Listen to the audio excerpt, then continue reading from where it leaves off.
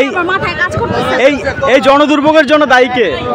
আমরা বড় দায়ী। আজ আমরা দায়ী, কারণ আমাদের ভালোটা সহ্য হয় না। আমরা এখন খারাপভাবে থাকতে চাই, খারাপ বাংলাদেশই চাই। তাইলে দেখেন তো রাস্তায় ওখানে আটকে আছে কতগুলো, কি বলবো, আর এত কোটি লক্ষ লক্ষ মানুষ কষ্ট দিতেছে। এই দায়ী তো আমরাই। আমরা সোনা দেশটাকে কিভাবে ধ্বংস করে দিছি। আগে ভালোই ছিলাম, এইটাই এখন বাস্তবতা। আমি বলবো সবচেয়ে নিকৃষ্ট কাজের আন্দোলন করা ঠিক আছে, এমনভাবে করে যাতে জনগণের ক্ষতি না হয়, কষ্ট না। এই যে আমি আসছি এত দূরে, এখন যাবো নিয়ে হেঁটে কি যাওয়া সম্ভব? নেই। যারাই যেটা করো সেটা তাদের একটা আলাদা সাইকেল করুন, যাতে জনগণের কষ্ট না হয়, দুর্ভোগ না হয়, যেভাবে আমরা কষ্ট করি। কারণ কিছু হইলেই তো সরকারকে দোষ দেওয়া হয়।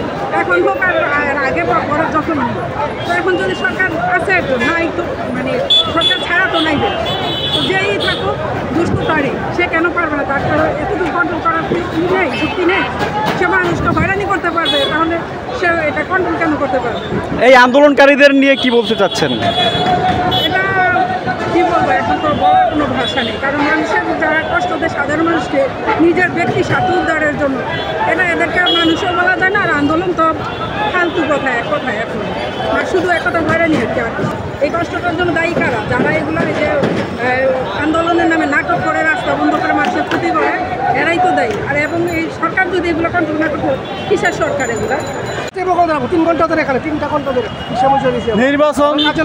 নির্বাচন দিয়ে ভোগান্তি বড় নাই, আর নির্বাচন ছাড়াই পাবলিক জনগণের ভোট ছাড়াই এরা রাস্তাঘাট বন্ধ করে নিয়ে এরা ক্ষমতায় পাবে।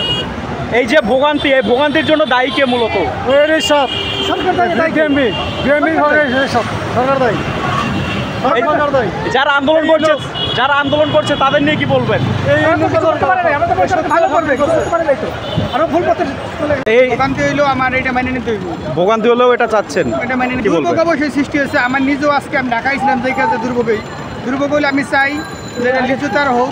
জনদুর্ভোগের জন্য দায়ী হলো ফ্যাসিস্ট সরকার, বর্তমান যে অন্তর্বর্তীকালীন সরকার। না আগের যে সরকার ছিল উনি, কারণ উনি যদি সঠিক নির্বাচন দিত তাইলে এই যে অবস্থা পড়তাম না।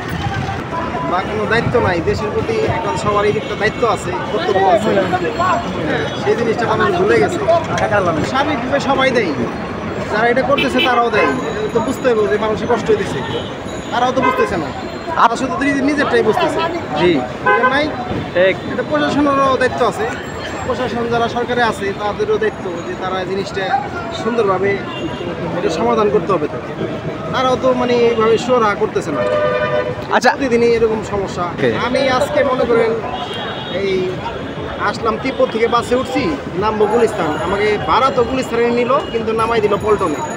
এই যে আমার লস, এতখানি হাঁটলাম কষ্ট করে রোদের মধ্যে, বুঝতে পারছেন না? এটা আমার ক্ষতি হলো না? বলবো আমি আন্দোলনকারী তারা সরকারের সাথে বসে সুন্দরভাবে যেটা সুন্দর সমাধান যেভাবে করা যায় সেটাই করুক। এখন আমি তো কিছু করতে পারবো না, আমি তো সাধারণ মানুষ, আমার হাতে তো কোনো দায়িত্ব নাই, কোনো ক্ষমতা নাই, বুঝতে পারছেন না?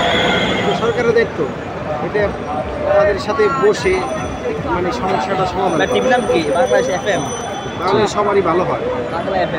কারণ প্রত্যেক দিনই মানুষের এই যে কর্মঘণ্টা নষ্ট হইতেছে, কষ্ট হইতেছে, মানুষের আর্থিক ক্ষতি হইতেছে, এই জিনিসটা তো ভালো না। আমার মনে হয় মানুষের একটু ভোগান্তি খুব বেড়ে গেছে আর কি ভাই।